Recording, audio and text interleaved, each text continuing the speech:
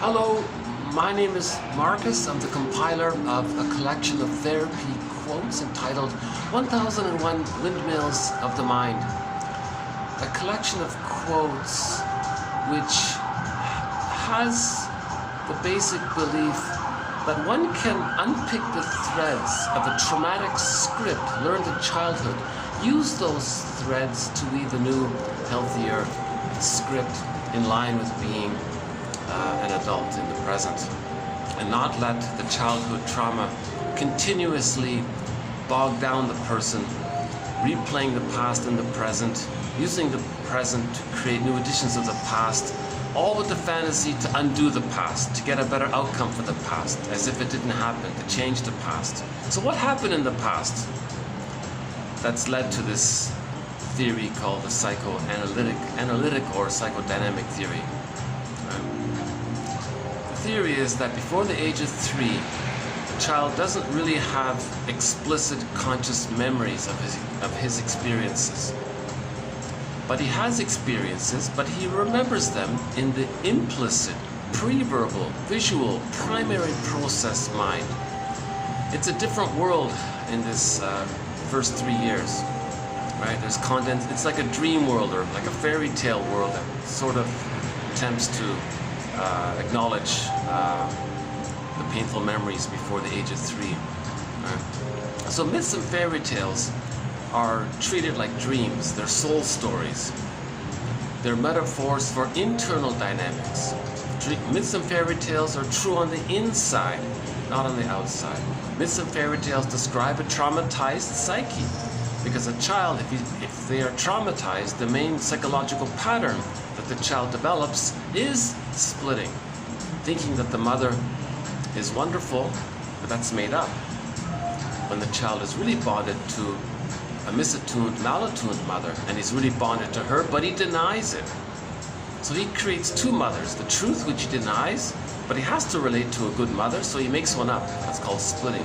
So in myths and fairy tales, we see this motif, the psychological pattern expressed in the fairy tale or mythological motif of goddess and demon. Right?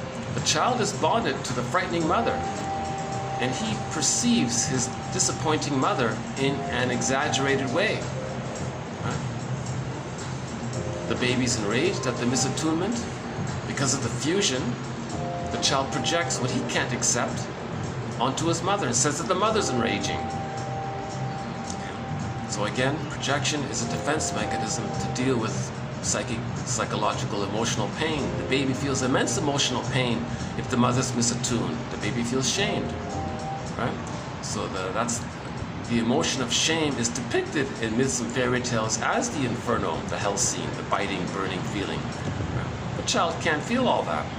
So to not feel that pain, metaphorical hell, right? He says that he isn't enraged, that he isn't angry and shamed. He says the mother is shame-creating and the mother's enraging. Then he doesn't feel that then he doesn't need to feel those emotions himself. When he attributes or so-called projects or thinks, just makes himself believe that the mother's enraging, when in truth the baby's enraged, he can't feel it. Oh, I think my coffee's on the way here. Great, thank you, sir. Thanks a lot. I'm in the middle of making a video for YouTube. Yeah. Okay, that's great. No, that's I don't need it, but that's okay. Thanks a lot. Yeah. So, by the way, a new venue here, which seems quite promising. So why don't I just give you a quick little tour here? So I'm on the rooftop of this nice little hotel here, and the last 3 videos, by the way, were done in that hotel over there, that white tower there, and I showed you the park last time, and there's the subway. So while I was over there, I noticed this hotel, so I thought I'd come over here. So yeah, that's not bad, huh? I was surprised to see the place currently empty. So I thought maybe if I order a coffee, maybe he'll let me do my podcast here. So here's a quick roundabout, huh? Okay. It's a fun little venue here, actually. I think it's just by chance, because of the rain, how many people are here. Oh, there's one there. There's one customer already there. Now, if it does suddenly get busy, I can just move to another spot. But let's see how this goes.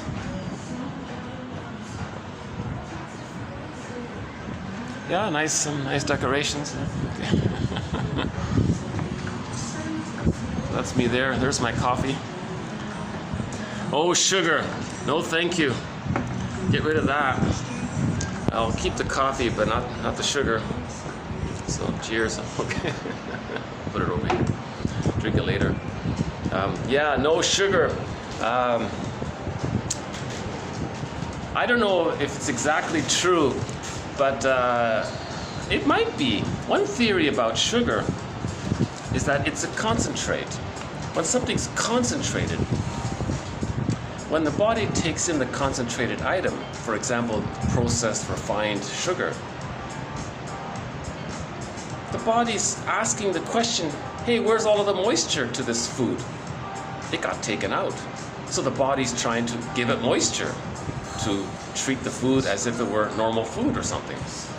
So what does the body do? It looks for moisture in the body to send it to this highly processed item, this concentrated item. So the body reaches to the extremities, for example, in the follicles. So the body extracts moisture from the head to give it to this processed sugar, to help digest the sugar. Meanwhile, the follicles are losing moisture, and the person has hair loss. It's just a theory, so I'm not sure about it. So you want to minimize highly concentrated processed foods, I think. For example, processed sugar.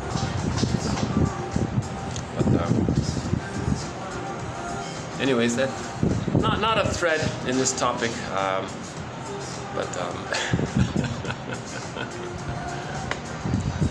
so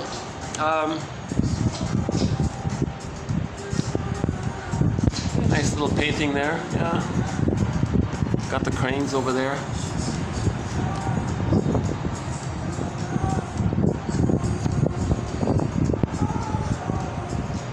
Let's see if we get lucky and we can do this whole video in one location here. I'm just thinking now, if this works, if I can speak for an hour here without interruption, I'll definitely come back here for the next video. So back to this current video. In this video, we'll do therapy quotes number 2232 up to 2237. So we're going to add some excellent quotes to our collection of therapy quotes. We now have over 2,200 therapy quotes. Excellent material. I'm very, I feel a certain excitement about this material. As mentioned in the last video, this is only the second time a collection of psychoanalytically minded quotes have ever been compiled. The first was done several decades ago by Gregory Bauer in his book Wit and Wisdom in Psychodynamic Psychotherapy. Now we have 1001 Windmills of the Mind. We have the core TQ quotes, now 2,200 plus. Plus in the collection there are another 2,000 plus quotes, sort of honorable mentions. They're excellent quotes, but what I'm doing is I'm trying to pick out the best of the best. So if somebody does have the complete file, they will get over 5,000 quotes. The 2,000 best of the best, plus another 2,000 plus quotes that sort of support and complement the material. So back to the introduction. The child, if the mother's misattuned, the child's enraged, can't feel that. Now remember, with projection, if something you can't accept about yourself, a feeling, a thought, a belief, a motive, a wish, a need, a trait, something about yourself, if you can't accept it, if it causes too much anxiety, the person will say that someone else has it. So your attention is outward, selective outward attention, and you focus it. And then there's selective disattention about what's within. That's called projection. So the baby's just relating to the mother. The mother's misattuned. The baby thinks, oh, this mother, she's enraging, she's angry. What's wrong with her? Why is she so enraging? Right? So that helps the baby to have some distance for his own feelings. To not be aware of his own feelings if he blames the mother, says the mother's so enraging. Now remember, the baby's this small, helpless one. The mother's this giantess in the nursery. Now the baby thinks in his imagination that this giant is enraged. Now the baby has a need to take in mother's presence and holding and soothing and milk and so. The baby wants to incorporate, to take in, to absorb into himself. It's part of, it's building him. He wants to take in. But if the baby has a wish for mother's safety and love, and she's misattuned and malattuned, all right, the bottle and the schedule, and makes the baby cry at night, and the mother gives the baby, puts honey on the nipple to quiet the baby. The mother wanted love, not this sugared stuff, you know. So the baby's enraged by his needs. Now the baby thinks that if he has a wish or a need, it causes all of these problems. So he can't even accept and know and be in touch with his own wishes and needs. So it gets projected. Now he says this angry, enraging, devouring monster wants to eat him now. So instead of the baby wanting to take in, the monster wants to take in. So in the unconscious fantasy, the baby has an image of his mother as being a devouring monster that wants to eat him. The baby can't relate to that. But he's got to feed, he's got to at least survive. So the baby makes up another image of the breast called the ideal breast, and he thinks that when he's relating to his mother, he's relating to the ideal breast. It's not true, but he tricks himself to think that it's true, to not accept the reality that he's really bonded to the frightening mother, which he denies, compartmentalizes, represses, dissociates, etc. So that's called splitting. A huge distortion of the truth, but the baby had to do something to feed. So that's sort of the main motif in myths and fairy tales, this goddess and demon. That represents the traumatized psyche. In normal, natural, healthy development, the image of the mother is a whole person, a human, not a goddess or a demon, not two mythological creatures. The mother's a person, a whole person, and the child can see and accept the reality that she's mostly loving, but maybe sometimes frustrating, and the key is, because the love outweighs the frustration, the child can handle it. Right? So in normal development, the mother is more loving than frustrating. That helps the child to accept the two sides of her. Now the child feels enough safety to differentiate from her.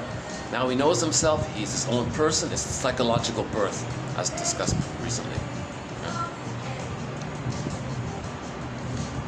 So, if in the blueprint, if in the internal working model, in the traumatic script, it looks like a myth or a fairy tale, that's going to cause a lot of distortions. That's a lot of emotional pain. So the person wants to recreate a certain new level of safety with a substitute other, thinking they can travel back in a time machine, have the safety that the baby needed to maintain his feelings, hence his identity. I feel, therefore I am.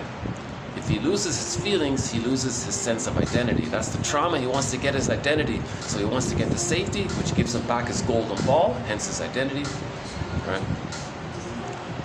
So that topic is called repetition compulsion. One of our threads, themes, chapters, e-booklets called repetition compulsion. TQ 2119 to 2129 is a good introduction to that topic. And we've recently added some quotes to repetition compulsion. The key one, Russell says, we repeat because we're trying to remember. We repeat because we lost our feelings. So we're trying to remember and get back our feelings. If we're conscious of it, it helps. It moves towards the mourning process. Then we can get our feelings back through the mourning process. So either we repeat and don't remember and don't know why we're repeating, Or we think that repetition compulsion is synonymous with trauma. Repetition compulsion means the person is searching for their feelings. They're searching for the safety to get the feelings. So if we repeat and don't remember and don't know why we're repeating, we're going to repeat because of this innate drive for healing. Or we are a little conscious of it, then we don't need to repeat so much. So if we're conscious, we don't need to repeat. If we get back our feelings, we don't need to repeat. That's the idea. Huge topic. I think that topic alone is worth the entire project. The chapter on repetition compulsion. The chapter on prejudice, another good reason. The chapter on the psychology of religion. Symbiosis, the psychological birth. Object relations theory. Myths and fairy tales. How to make an I statement. So these are a few of the reasons I think 1001 Windmills of the Mind is a very valuable, helpful collection of quotes. Gives immense hope. I once borrowed the title of Claire Weeks's self-help book called Hope and Help for the Nerves. I said one time recently, I think 1001 Windmills of the Mind, psychoanalytic psychotherapy's greatest hits, can maybe also have the tagline, Hope and Help for the Soul. I think so.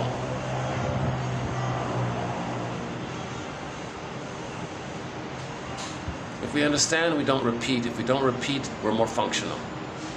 Right? Easy. Okay. The work of Heinz Kohut is not a thread in 1001 Windmills of the Mind, but on occasion a rare quote of his does come up. So we'll begin with one of his. Heinz Kohut, he's famous for the idea of the phrase self-object. The word self and object are printed as one word to emphasize the symbiosis. So the baby has a self, the mother's the object. Object just means something that someone or something that's emotionally important to you, that you're attached to. It's called the object. So the mother's the first object. The breast mother's the first object. The baby's one with the breast. The breast is there to serve him. So the breast is the self-object. A lot of people spend their lives searching for self-objects. If the mother uses the baby as a self-object for her, the baby got shamed, he's enraged. That's a developmental, interpersonal, relational trauma for the baby. If the mother is using the baby to be a mother for her, that's a problem.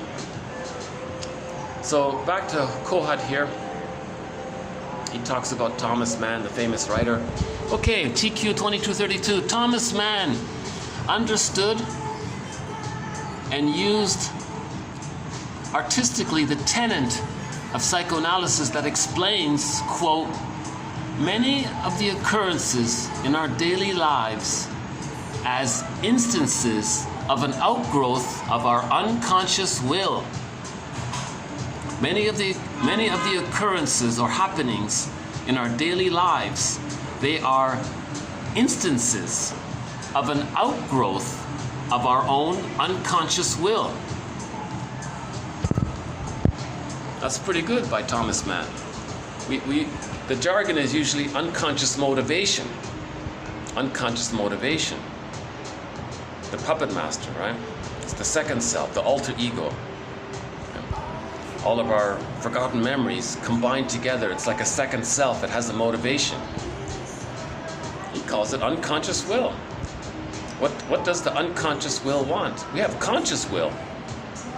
But if there's too much pain, then the unconscious will is going to dominate.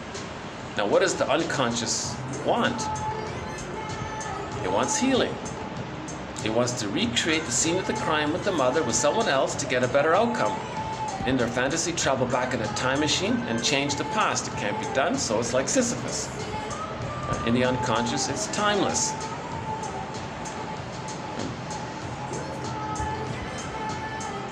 You can see this with the curmudgeon late in life.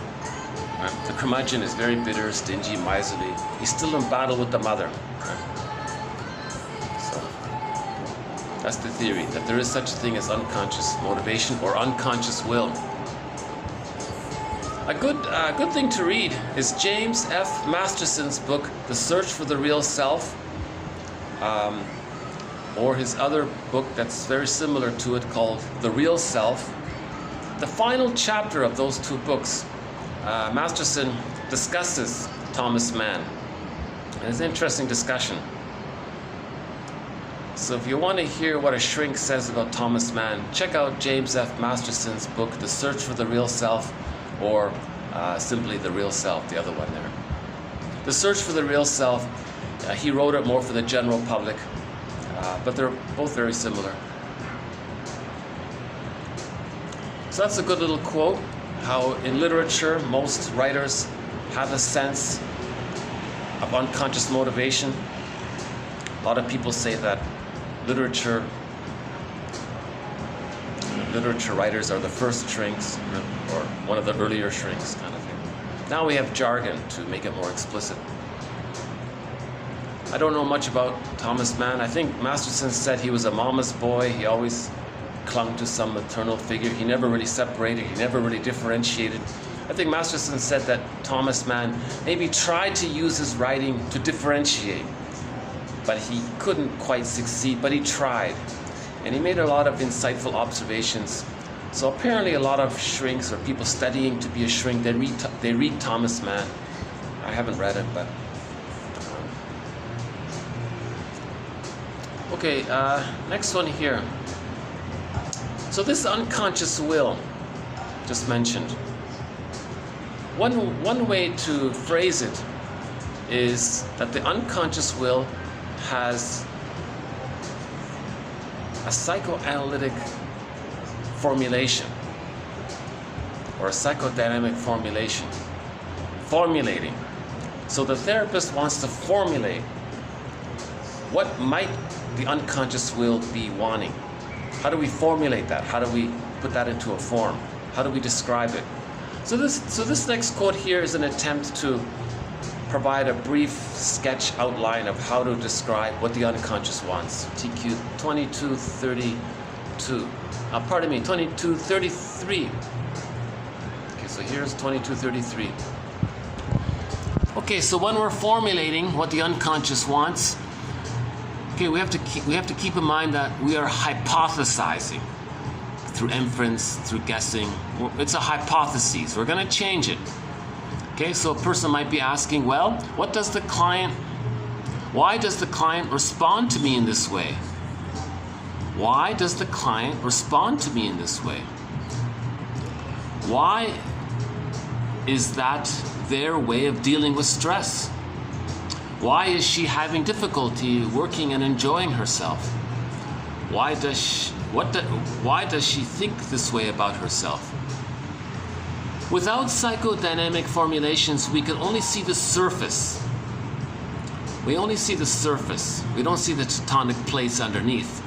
Right? We only see the surface, the tip of the iceberg.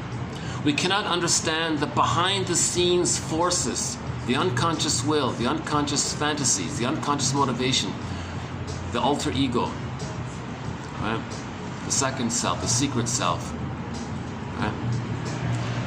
So again, this unconscious self, it's like a bag that we drag behind us. Rababai says by the age of 5, so much of who we are gets put into this bag that we drag behind us, and we spend the rest of our lives trying to get back, re-own, re-synthesize, reclaim what we lost in childhood. So everything in this bag, so we can call it the unconscious. Everything that's repressed. It's us, but we don't know it. There's someone living my life all together, bundled up. It's like a second self, a secret self, a second self, a shadow soul. It's the one who walks with us, who's not like us, but who is us. Someone's living my life and I know nothing about him. Right? The alter ego. In literature, it's the motif of the double. So in literature, if there's a story about a double, that double is the person, but it's them representing their traits, but they don't know it. It's their unconscious self. That's an interesting idea. And we talked about Darrow in the last video about this. All of the energy is called the id. Bergler calls it the puppet master. Groddick calls the id the it. What does it want? Right? I'm not sure, but in that comedy, The Addams Family, there was a character, It. Maybe it was a slight little tribute to that. What does it want? There's the it, this hairy monster kind of character. It wasn't very accurate, but so anyways, we want to have a relationship with all of us that we don't know.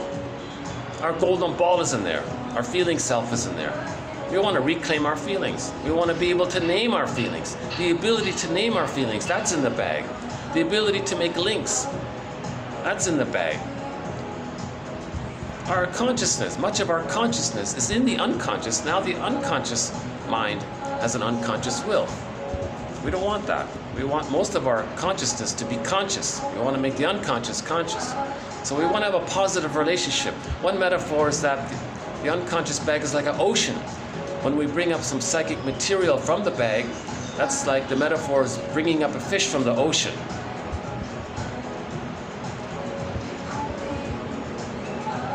And there are a few other metaphors that we discussed as well. I won't do it here. So, this one here, Cabanas, she talks about in the earth there are tectonic plates.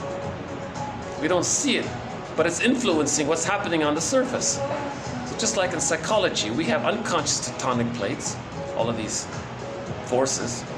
Looks like a myth or a fairy tale. Remember, an entire mythological epic is like one long dream. It represents a person's psyche. There's a lot going on. That's a tectonic plate kind of thing, right? Okay, so without some sense of trying to describe what the unconscious wants, we can only see the surface. We can't see the behind-the-scenes forces that work together to shape the way people think, feel, and behave. So, to make a psychodynamic formulation, we can look at 3 areas in general. Number 1, let's describe the person's problems and their patterns. What's their chief complaint in life? What are they complaining about? And is there some kind of pattern? So let's identify this. Number 2, let's review the client's developmental history. Okay? Let's review the client's developmental history, their personal narrative. Was there prenatal distress syndrome, making them vulnerable to birth trauma? Was there birth trauma, perinatal trauma? Did it get healed or not? Did the child merge with the mother? Did the child enter into an extended womb with the mother? All babies need an extended womb for the first 3 to 7 months. So they enter into another womb, social womb, called the stage of undifferentiation, fusion, symbiosis. Baby doesn't know where he ends and his mother begins. He's still in the womb, so to speak. Humans come out too early, they need an extended womb. Was the baby given an extended womb, called stage of social symbiosis, where the mother is the self-object for the baby? If they didn't, we've got to know this developmental history, because if the baby didn't enter into the fusion with the mother, that can lead to very challenging personality patterns, Iago, bully pattern, etc. See, the bully pattern, they're trying to force someone to be the self-object for them. But no lackey can be the breast mother. It doesn't work, so they try again, so they're more belligerent, trying to force someone to be the self-object for them. It doesn't work. So the person with the bully pattern has to mourn the loss of not getting their symbiotic needs met, not still try to get it through their aggressive behavior. So the goal is mourning the loss of what we didn't get, not still trying to get it. So we got to look at the developmental history. Maybe the child did merge with the mother, but he can't hatch out of it. He's stuck in it. That's the narcissistic pattern. Maybe the child partially differentiated, but not completely. So he's in between. He's betwixt, in between. He's in between and betwixt, sort of in that phase there. So that's the codependent pattern, the pleaser and the clinger, that kind of thing. So we look at the developmental history as described by Margaret Mahler, one of our mentors. She talks about the process for the first 3 years. Margaret Mahler says that the psychological birth of the baby doesn't automatically take place with the biological birth. The child has to go through this process called the separation individuation process. The child has to be one with the mother and then start to separate and become himself. Right? So there's fusion, there's practicing, there's rapprochement, etc. Then, number 3, we try to link the two. We try to link number 1 and 2. So we identify the person's problems, complaints in life. We look at their developmental history and find the link between the two. Okay, number 3, linking the problems and patterns to the developmental history using organizing ideas about development. No one has ever seen a tectonic plate. However, the evidence is good that forces moving beneath the Earth's surface millions of years ago led to the formation of many very beautiful places on the globe. Like geologists, psychodynamic psychotherapists look beyond the surface for answers.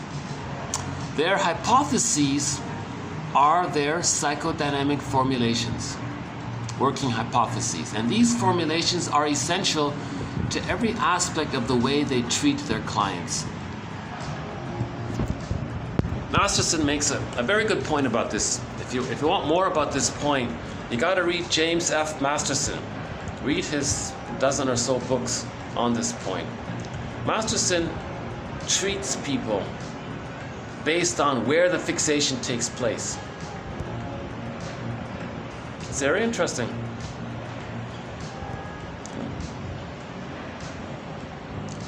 For example, a person with a narcissistic pattern. By the way, in the last video, I mentioned that in this video, we'll be adding a very good quote about the narcissistic pattern. A little correction there. I'm going to save it for the next video. But maybe what I can do is, hold on a sec. About that narcissistic pattern. It's an interesting point. Maybe I can do a little preview of it here. Let's dig up that photo with narcissists here. Hold on a sec. I'm not sure how well it's showing up here, but okay, so there's narcissist. He's looking in the pool of water and he sees his reflection, right? Maybe we can get there's another, I have another version of this. Let's see, how's this one? Is that better? Maybe we can use this one. Okay, so there's narcissist. He looks in the pool of water, he sees his reflection and he's stuck there.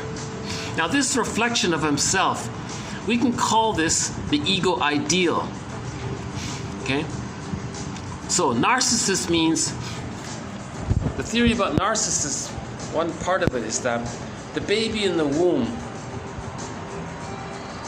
thinks everything around him is just there to serve him. If he has to discharge his waste, the placenta takes care of it. Through the vein, through the cord, the placenta metabolizes it. The baby needs nurturance. Again, from the placenta, it comes down the 2 veins into the child. It's all automatic. The theory is the child has unconditional hallucinatory omnipotence. He's a little god. Whatever he needs to feel relieved, to feel nurtured, it's automatically there. He doesn't have to ask for it, it just happens.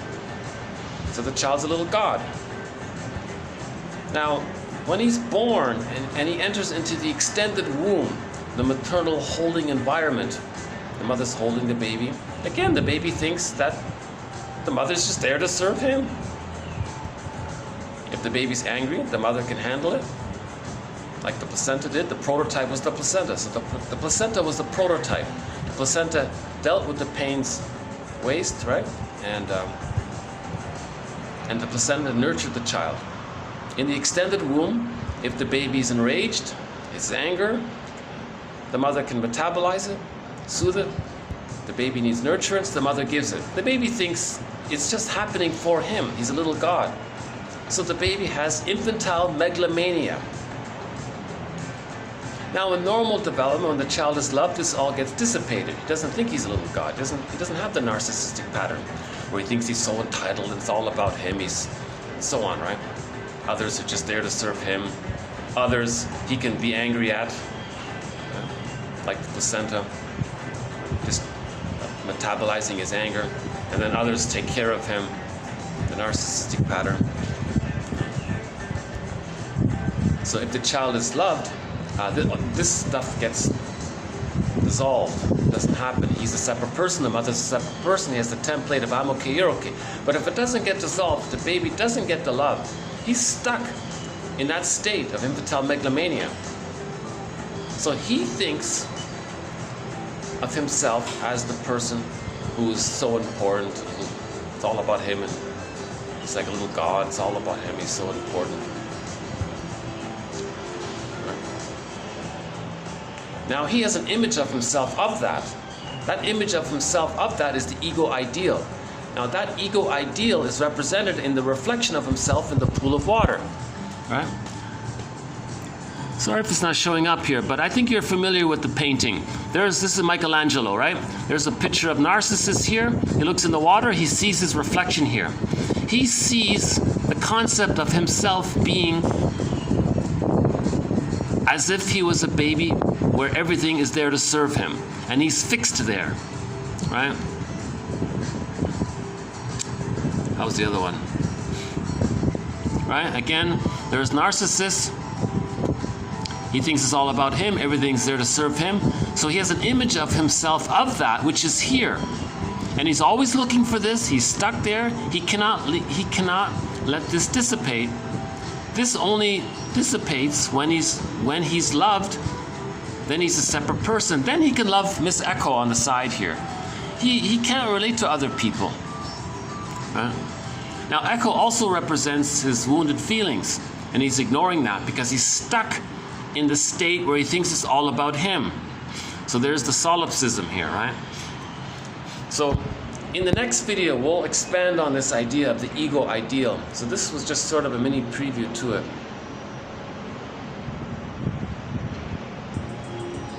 It also represents unmet symbiosis.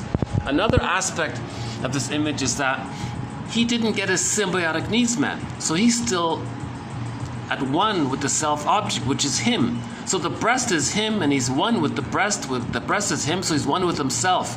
So there's unmet symbiosis, and he's stuck there. Okay? So in the narcissistic pattern, he has this symbiosis, but he's stuck there.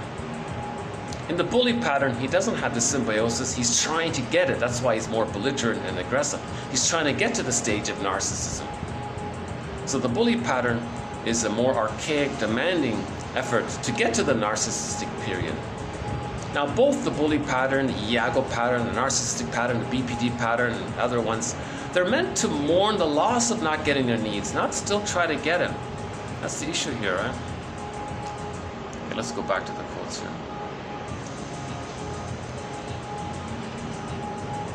Hold on a sec.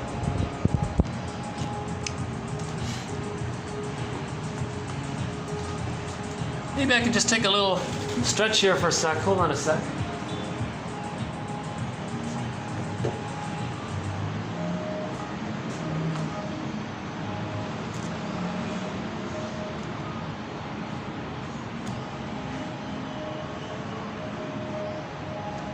Oh, I'm liking this place a lot. This is great. You know,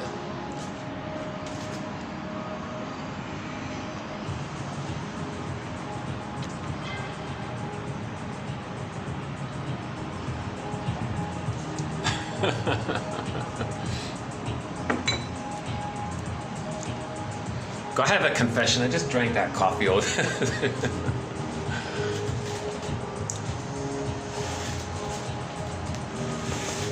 I'm not really a caffeine drinker, but it's hard to find decaf. Oh, why don't we update the beverages? Let's update the beverages to 1001 Windmills of the Mind. We now have 3 official beverages. The official tea for 1001 Windmills of the Mind is Egyptian Licorice Mint by the Yogi Tea Company. You got to get the Egyptian Licorice Mint. You got to get the 3 words there. Egyptian Licorice Mint. That's a great tea. Oh my God. That's the official tea for 1001 Windmills of the Mind. The official non-alcoholic beer is Paulaner 0.0%. That's a great beer. No alcohol. Paulaner from Germany, from Munich. Paulaner 0.0. What a great beer. That's the only beer I drink is that one there. Paulaner 0.0. That beer is so good, you don't care about the alcohol. You don't want the alcohol. And the third one does have a little alcohol in it. It's called Marlou Apricot Wine. Marlou Love Apricot Wine. Very hard to find from the Czech Republic. Marlou Love Apricot Wine. It's not expensive. That's why I mention it. It's very affordable. It's wine made from apricots. It's very nice. That's the only alcoholic beverage. So Egyptian licorice mint tea by the Yogi Tea Company, Paulaner 0.0 non-alcoholic beer, and Marlou Love apricot wine from the Czech Republic. Those are the three official beverages. We may add a couple of more later on. So let's move on to the next quote here. Okay, this next three quotes, TQ 2234, this is undeveloped. I got to learn more about this business about mirroring, where the mother sees the child. It's a very complicated topic. This is new, I want to face it. So here's three quotes about it. Okay, what is crucial in development? Okay, what is crucial is that the baby is seen as a unique, individual human being. Okay? Rather than the mother seeing the baby as something to meet their purposes. Okay? I must be seen as me by my parents, and not, for example, as, quote, the one who will grow up and make them proud, or the one who will save their marriage or be useful to them. Only if I am seen as uniquely me, and not an object of someone else's desire, fantasies, and plans, can I have a sense of myself as a unique person living my own life. The baby needs empathic attunement to who they are. Quote, when I look, I am seen by my mother for who I am, and so I exist. The mother's face as the baby's mirror. Winnicott asserts that the baby does not see the mother primarily as a separate person.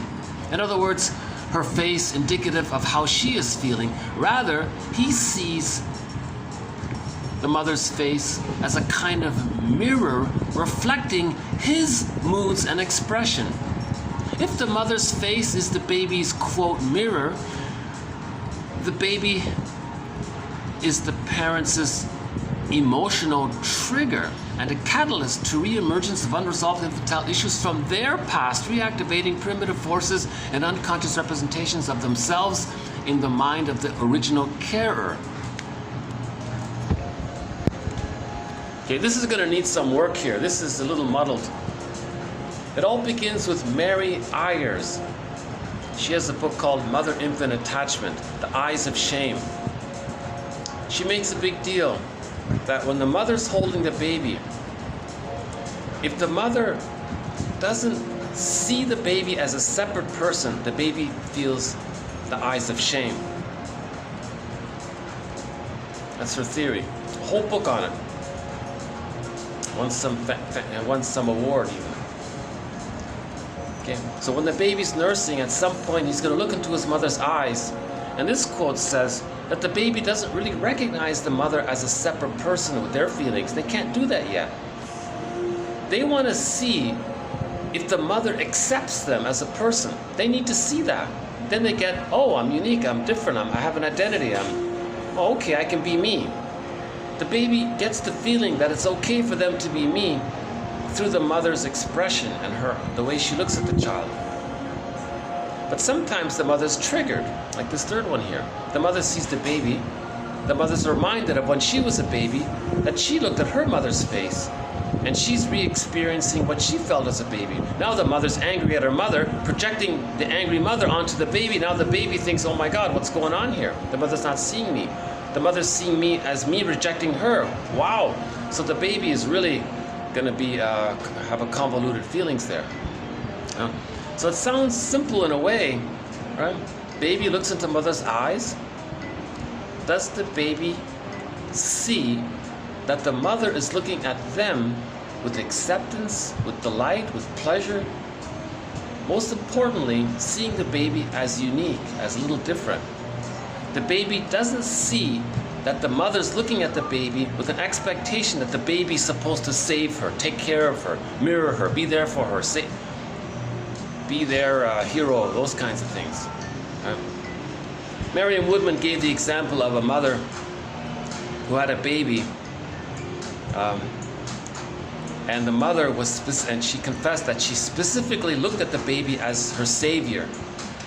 That baby grew up to be like 7 foot tall, 350 pounds or something, and he was this big grand protector of his mother.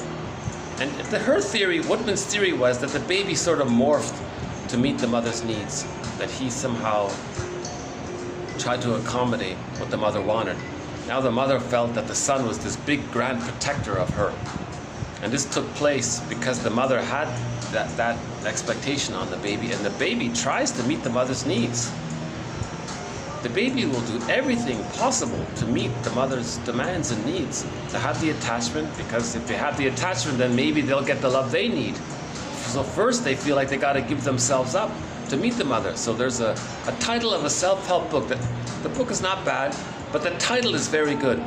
The title of a self-help book is called, quote, this is the title of the book, "Do I have to give up me to be loved by you?" Question mark.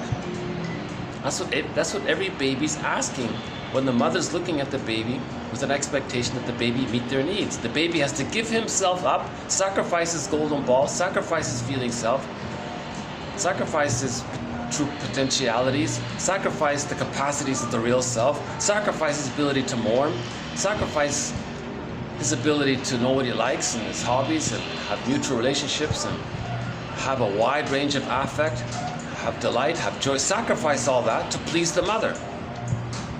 The baby gives himself up to have some kind of approval from the mother. So lots going on when the baby looks at the mother. So that mother needs to be in a good mood. She needs to feel happy in her relationship with her husband, the baby's father, so that when she looks at the baby, she's not making some kind of covert little deal. Hey baby, forget about the father. It's going to be you and me